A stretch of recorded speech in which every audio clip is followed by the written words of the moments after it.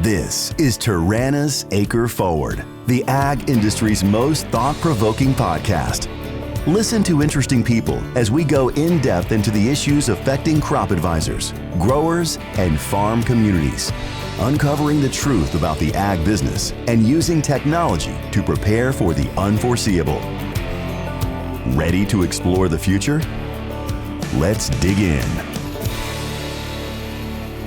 Welcome to this episode of the Acreforward podcast. I'm your host, Laura Hankey, a member of the aggregate team who supports Tirana's marketing efforts.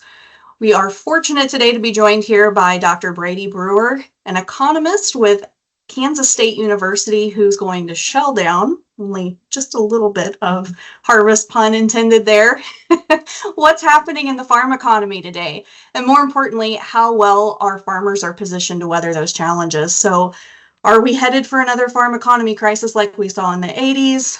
Do we have enough reserves? What does liquidity look like?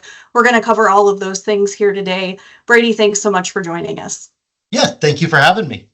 Yeah, absolutely. So before we dig in too much on what's happening across farm country, tell us a little bit about your day-to-day role on the K-State team there. Yeah, so I'm a faculty member here in the Department of Agricultural Economics. I have a three-way split, so I get to enjoy all three of the land grant missions I do on a day-to-day basis. So I teach an undergrad course in agribusiness management, which is really just a potpourri of all business topics from economics to finance. I also teach in our Masters of Agribusiness program. And then on the extension side, my extension kind of boils down to two main broad buckets. So thinking about ag finance, this is where farm profitability, the credit markets fall into play. So I monitor what interest rates are doing and how that comes into play with how farmers interact with ag lenders. And the other side, I think a lot about ag business profitability. So the supply chain actors that farmers interact with, how they interact with farmers, and what drives profitability throughout the ag supply chain. Yeah, absolutely. So before we got started here today, we were talking a little bit about your travels this week, and you've been at Purdue all week doing some financial training. I have to imagine today those financial trainings are probably pretty popular across Extension. Yes. So before I was at K-State, I was a faculty member at Purdue University in West Lafayette, Indiana. And there I was attached to a center called the Center for Food and Agricultural Business. And we did a lot of executive education for businesses in the supply chain. So I was actually back in Indiana this week.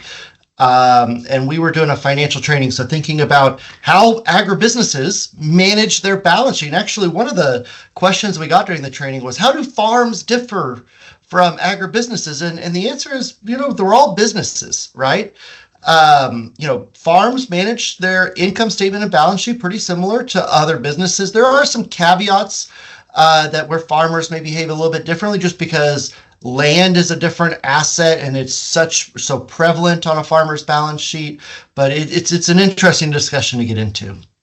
Yeah, absolutely. And that's such an important point that you make, because I think sometimes we separate what's happening in agribusiness from what's happening on the farm. And at the end of the day, we all have to be profitable. Yeah, everyone in the ag supply chain has to work together and be profitable for it to really to come together and work and to maximize profits. So it's that synchronization is key. Yeah. So in the vein of that, let's talk a little bit about what's happening across farm country today. It seems like every morning I wake up and yes, we are headed for a recession. No, we're not headed for a recession. The trickle down into the farm economy, those numbers are not positive, Brady. I think the only positive numbers across those charts are input prices. Yeah, the input prices have definitely increased with, the big story over the past year and a half, 2 years is inflation. So if you look at the USDA numbers on farm income, and they just revised them on September 5th. So for those of you who may not be aware, the USDA Economic Research Service puts out a forward-looking farm income forecast. They actually start in February. So February of 2024, they put out a forecast for what they thought this year's crop would be in terms of profitability for farmers. And then they revise those forecasts throughout the year. So we got our latest revision about a month ago.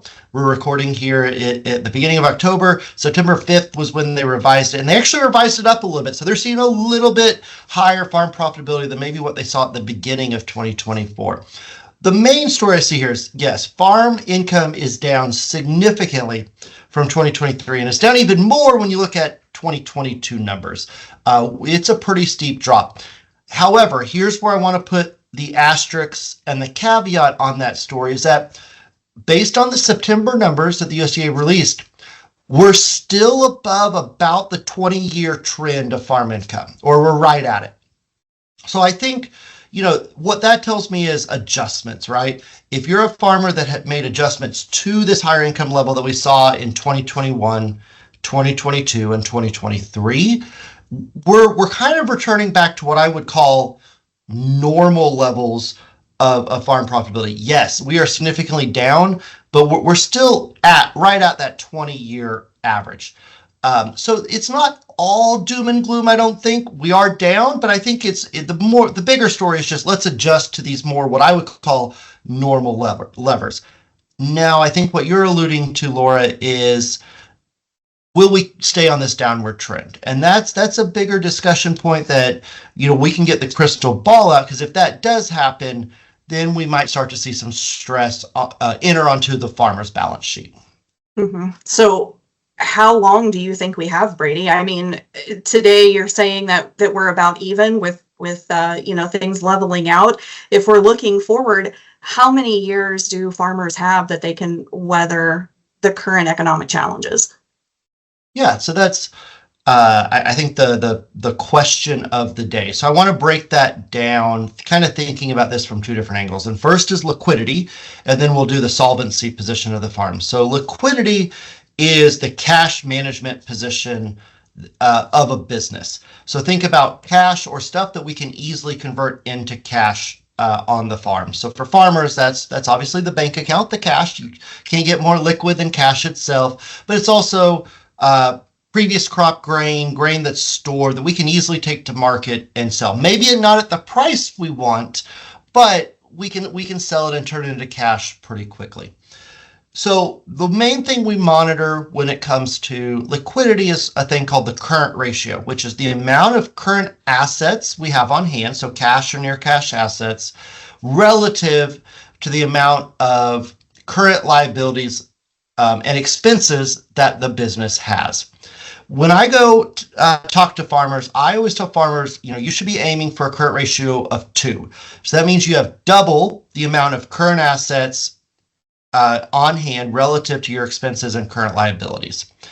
Sometimes this is not possible, and if you're a farmer out there listening, you're probably saying, you were thinking in the ideal world, maybe aspirational, this is where we need to get. But the fact of the matter is, when we look at the USDA data, we had farms have current ratios in 2021, 2022, and 2023 of current ratios of 3 or 4. So that means they had 3 times the amount of cash or near cash assets on hand relative to their current liabilities that they have coming due this year. That's an extremely strong liquidity position for farms. What we've seen is that this drawdown, if you look at the Kansas City Fed data, farmers, because of rising interest rates starting about 2 years ago, instead of using operating notes to go buy fertilizer and seed and fuel, they turned to their cash, the cash they had in the bank, and started using it instead of money from the bank. This has kind of slowly drawn down the liquidity positions over about the past 2 years that we've seen on farmers.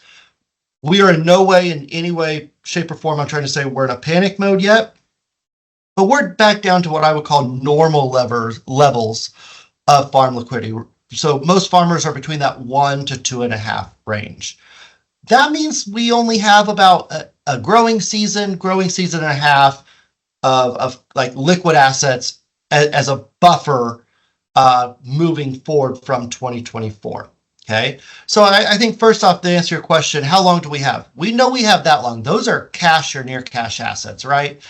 Now, expenses are rising, so we may have a year and a half now, but if stuff is more expensive next year, we may only have a year, right? So we got to keep in account inflation there.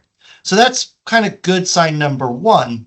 But the banks, we're entering loan renewal season right now, thinking about heading into October, November, December of the end of the year. That's when a lot of farmers start talking with their banks, thinking about production loans for next year. And bankers across the US are reporting higher demand for loans for the next growing season. So in other words, farmers are asking for more money than they did previous year because they don't want to use up as much cash in the bank account. So that's that's a sign of lower liquidity across the farm sector. That's the liquidity side. Now let's talk about solvency. Here's where we get to a bright spot in agriculture. Because we've had elevated farm profitability, farmers have paid down debts. Aggregately, I realize that some farmers, maybe they've expanded and stuff like that because debt has grown in ag, but their solvency position, so debt relative to the dollar amount of assets, the USDA is reporting a downward trend.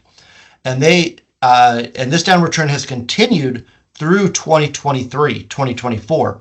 So farmers are in a really strong equity position. So if we do get into trouble and cash becomes an issue, it appears that farmers have strong equity positions that they could then dip into and probably last for another couple years. So if you're wanting me to get the crystal ball out, you mentioned the 1980s. I don't think we're anywhere close to that. We would need to see farm profitability fall even further, and for that to last for at least another 2-3 years before I think we would start to see true stress and maybe some erosion of that equity position that farmers have. Mm-hmm. So you mentioned that equity positions are still strong today. Let's talk a little bit about how long. So you mentioned that farmers could survive another couple of years at current profitability levels. What are some of the conversations that you're having, Brady, around what things look like beyond that? So what are some things that farmers can do to put themselves in a better position to withstand this a little longer if we do see another 2 or 3 years? Yeah. So great question, Laura. I think first thing, let's calculate burn rate. I am a huge proponent of this concept of burn rate. Burn rate is how long you can last if you don't really get more income into the farm. So in other words, if we burn through all of the cash or assets we can turn to cash pretty quickly, how long will we last? Knowing that just helps you better management. Hey, can we last 2 years? Hey, can we only last a year? Because if the shorter that period is, the shorter burn rate you have, the riskier your business enterprise, your farming enterprise is. Okay. And the goal here is to extend that out, to try to reduce that risk and say, hey, even if we do stay at these lower levels of profitability, how long can we last given our current cost structure? And that just really helps analyze what costs do I really need to think of as essential on the farm. Second, I would advise farmers to have an asset management strategy. In general, profitability on the farm comes from 2 key areas. First is cost efficiency, right? Being able to put a seed on the ground and grow it with at the cheapest way possible. Now, obviously, when I say cheap way, I'm saying given your production strategy, right? I'm not saying reduce yield, like don't apply fertilizer, but given how you produce crops on your farm, trying to minimize expenses to still reach the yields you want to achieve on your farm, okay? The second way that we achieve profitability in a business is through asset efficiency. Okay, so for a farmer, this is how many assets does it take to put the seed in the ground, grow the crop, and harvest it. In times of lower margins, it is key to right size a business, right? We don't want to have assets cost money, okay? And yes, we have some tax depreciation advantages to assets when we buy them, but at the end of the day, they cost money. So knowing what you need on your farm to keep producing, what assets you need, and making them as efficient as possible is what I think one of the key drivers of getting through a period like this, because that way you're right sizing the asset base, spreading those costs out, reducing overall costs, and hopefully that also improves margins at the same time. Now, even in times of low margins, assets have to be bought. So that's why I think the plan is so important. Prioritize, right? Maybe we do have an opportunity to go buy some stuff. Knowing what is most important and going to be most impactful is going to keep that efficiency numbers as low as or as high as possible, keep you highly efficient. Mm-hmm. So when you're working with farmers, when you're putting trainings together, where does technology factor into that, Brady? Is that something that you're seeing farmers use to help right size, if you will, those farm operations and build those strategies going forward? Talk a little bit about that. Yeah, so technology is a key piece here. We've heard, and I hate to sound like a broken record here, because I'm sure we've all heard about the ag tech piece, farmer adoption and all that, but it really is helping farmers. So I'm actually doing research with one of my former colleagues at Purdue and one of my new colleagues here at Kansas State, where we're looking at how ag technology has improved efficiency of farms. And what we're finding is that the highest returns to ag technology tends to come from when a farmer adopts kind of a bundle of ag technology. We don't really see a whole lot of returns to one piece of ag technology itself. So think about like auto steer or light bars or variable rate seed or fertilizer application. We see the highest returns actually come into the farmers that are adopting kind of these bundles. So 4 or 5 technologies a piece. And that makes sense when we think about the technologies are talking to each other, right? Collecting yield data makes us better be able to apply variable rate fertilizer, variable rate seed, so on and so forth. So we see these much higher returns to ag technology in these bundles when farmers bundle it together. Now, that's not to say there's certain technologies out there that don't have returns on a singular basis, but they're kind of amplified when you stack them with some of the other options that are out there. The other thing is this is one interesting finding of this research that we have, and I want to put a caveat. This is preliminary. We've not published it yet, but we're super excited about the findings. We've actually seen some of the highest returns to ag tech coming to farmers that appeared less efficient at the beginning of the study. So there's this managerial aspect of the ag tech helps farmers manage the farm, costs, output, yield, as well. And that's what we think is happening there, is that farms that may be less efficient coming in get a bigger boost to adopting some of this ag tech. So this is an economic conversation that transitions to technology, but they go hand in hand. They really do. And when you start talking about, more challenging economic times, we see adoption rates fall. And so what's your outlook on that, Brady? You talked about the importance of using the resources and the assets that you have to make your farm more efficient. Should farmers be looking at technologies moving forward, even in tougher times?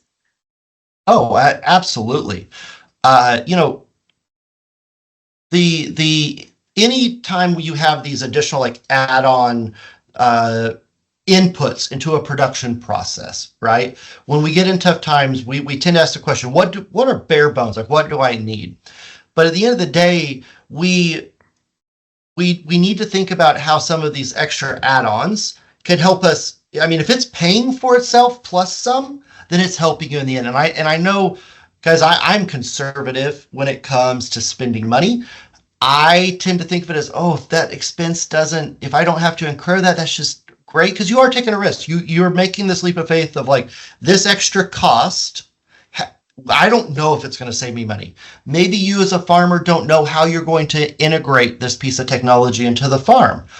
And I think that those are valid questions that farmers will have to answer. So there is this risk component here of, will it pay for itself? But if you think you can use it to improve the efficiencies of the farm, either by increasing yield or decreasing costs. Those are things I would be turning to in times of lower margin in attempt to become more efficient. Absolutely. All right. So the question of the day, what are interest rates going to do, Ray? Oh, that is truly the question of the day. I think I've already said that once, but this takes the cake when it comes to what's happening out there in the economy. So I want to take a step back and think about where we've come on interest rates. So, we had the shutdown 2020, 2021. We have since seen pretty rapid inflation in the U.S. economy. To combat this, obviously, one of the main financial tools the U.S. government or any government has is raising interest rates to combat inflation, right? This slows the economy down.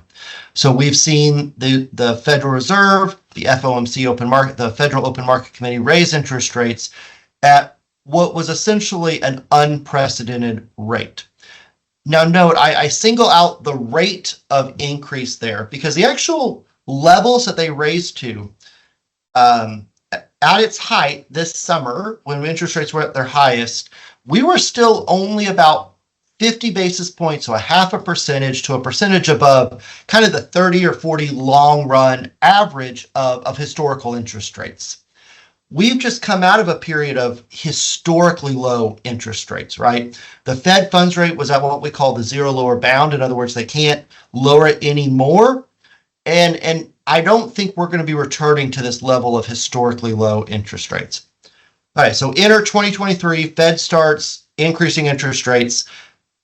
The rate at which they increased was historical in terms of how quickly. The Fed likes to be this bastion of stability, right? They like to signal out, hey, when we meet next time, this is probably what we're going to do. That way the market can react, consumers can adjust spending, and it doesn't give a shock to the economy. Unfortunately, that's not what they were able to do over the past 2 years because data was just the U.S. economy and the data that we collect to monitor it was just changing so quickly. Enter September 2024. So the last FOMC meeting, they actually lowered the Fed funds rate for the first time, 50 basis points, so 0.5%. That is the Fed looking at the data and saying, hey, jobs are slowing down. So if you read the transcript from that press conference, Chairman Powell said, job growth has slowed. It is still positive. We are not losing jobs in the economy, but we are not meeting expectations. This is the first crack in the armor that they are saying, hey, our job may be slowing and done as the Fed, because if that is the case, then that means inflation is going to continue to come down. They had been hesitant to lower interest rates previously because if you read all the transcripts, Chairman Powell, the other voters on the FOMC committee, they're like, well, until inflation hits 2%, which is the Fed target, until it does that, if we don't see any signs of slowing down in the economy, i.e. slower job growth, slowing growth of GDP, we really just have no incentive to lower it because no one wanted a replay of the 1980s.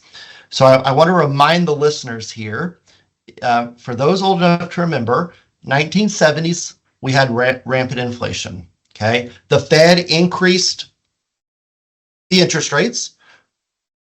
Inflation was on its way back down and everyone thought we were good to go.